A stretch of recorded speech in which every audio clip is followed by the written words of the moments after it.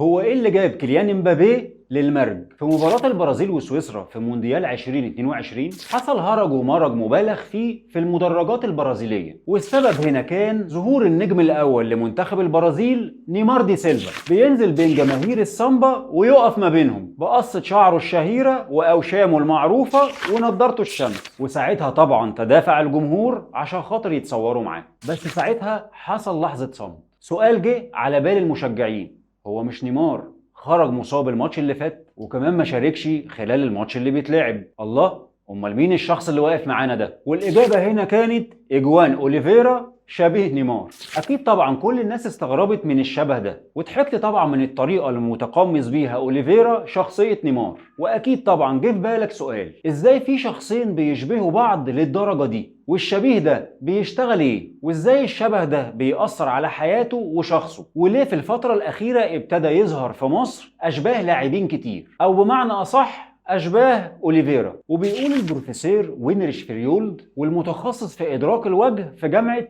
روكفلير، بيقول إن الشخص صاحب الوجه العادي من السهل طبعا إنك تلاقي أشباه كتير ليه، ودي الحالة اللي بتتحقق في لاعبين كرة القدم، لأنهم طبعا مش عارضين أزياء ولا نجوم من نجوم الفن، وده طبعا لأن ما تمش تنقيتهم على الفرازة، ولأنهم من أصحاب الوجوه العادية في الطبيعي. عندك مثلا النجم كريم عادل هتلاقي ليه شبيه اسمه محمد صلاح، وهتلاقي في كل محافظة مصرية شبيه لكريم عادل. وفي ظاهرة جديدة حصلت في كوكب المرج الشقيق طلع منها شخص اسمه علاء الدين أحمد، اللي لقى مصباحه السحري في الشبه الكبير ما بينه وما بين النجم العالمي كيليان امبابي. وبتعديل بسيط في قصة شعره مع الزي الكامل لنادي باريس سان جيرمان واحيانا منتخب الفرنسي، تغيرت حياته للابد من سواق تاكسي بسيط الى ترند عالمي. مشاهداته على التيك توك بقت تجيب ملايين عشان يبقى نجم مدعو لكل الفعاليات الكروية المهمة في المنطقة العربية، وابرزها طبعا المباراة النهائية لكأس العالم. ولكن كوكب المرج ما وقفش عند علاء بس، ده كأنه حصل هجوم للفضائيين على كوكب المرج. طلع لنا شبيه أليسون بيكير، وشبيه فان دايك، وشبيه ساني اكا، وشبيه ارنولد، وشبيه فينيسيوس جونيور، وشبيه ساديو ماني. ده كمان طلع لنا شبيه لبدري ودي ماريا. معقول العالم الموازي ده بقى حقيقة علمية على الأراضي المصرية؟ لو رجعنا بقى لكلام البروفيسور، قال لك دول مش أشباه ولا يحزنون، ولكن بالعودة إلى أصل الأشياء وللطريقة اللي بيتعامل بيها المخ مع الوجوه المألوفة، هتلاقي إن المخ بيحتفظ بوجوه الأشخاص كخريطة أقرب منها إلى صورة ثابتة. فلما تشوف شخص اسود البشرة، شعره قصير، عامل خط اصفر غامق في شعره، وشفايفه تخينة حبتين، وهتلاقي اسنانه بيضة وبتلمع، اول حاجة بتيجي في بالك ساديو ماني. وفي كمان منطقة مسؤولة في المخ عن التأكد من تطابق الملامح وتأكيد الصورة. أكيد ما اقتنعتش بالنظرية دي، وهتلاقي في سؤال في دماغك بيقول طب ليه؟ وإيه الدافع؟ وإيه الفايدة؟ تعال بقى أشرح لك أكتر. بعض المتخصصين النفسيين بيقولوا لك إن في متلازمة اسمها عبادة المشاهير، وإنها حالة زي الوسواس الإدماني، وبتقوم على علاقة ولكن من طرف واحد بين النجم وطبعا المهووس بيه. بيحاولوا اصحاب المتلازمه دي انهم يقلدوا المشاهير او يقلدوا كل حركات نجمهم المفضل ويتكلموا زيه وكمان يعملوا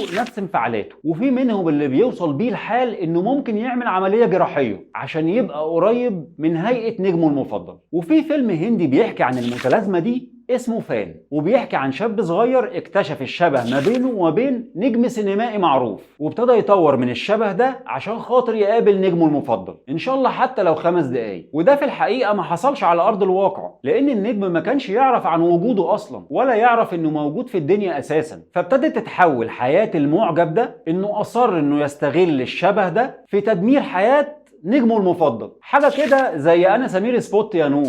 من المنطق ده بقى نقدر نقول إن الغزو الفضائي اللي حصل على كوكب المرج ده هم طبعا مصابين بمتلازمة عبادة المشاهير. وطبعا لو سألتهم هيقول لك لا طبعا استغفر الله العظيم، العبادة لله وحده. وجرب في مرة انك تتابع فيديوهاتهم على التيك توك او شوف حواراتهم مع الاب الروحي ليهم صاحب الغزو علاء الدين شبيه امبابي، هتكتشف انهم مجموعة شباب بلا اي طموح ولا احلام، وما يعرفوش ولا عندهم فكرة عن كرة القدم العالمية، ناهيك بقى عن جهلهم باساسيات كرة القدم. فازاي بقى يخرج ما بينهم اللي يصاب بالهوس بلاعب زي فينيسيوس جونيور، وبيوصل بيهم الحال انهم بينادوا على بعض باسماء اشباههم، حتى انهم بيجاوبوا على الاسئلة من منظورهم هم. عندك مثلا شبيه مبابي بيعتبر كريستيانو رونالدو هو مثله الأعلى، وده لأنه إن كريستيانو رونالدو هو المثل الأعلى في الحقيقة لكيليان مبابي. وده مش الهوس بس، امال ايه؟ لو فاكرين شبيه نيمار، قصته بتشبه تماما قصة علاء الدين، شاب بسيط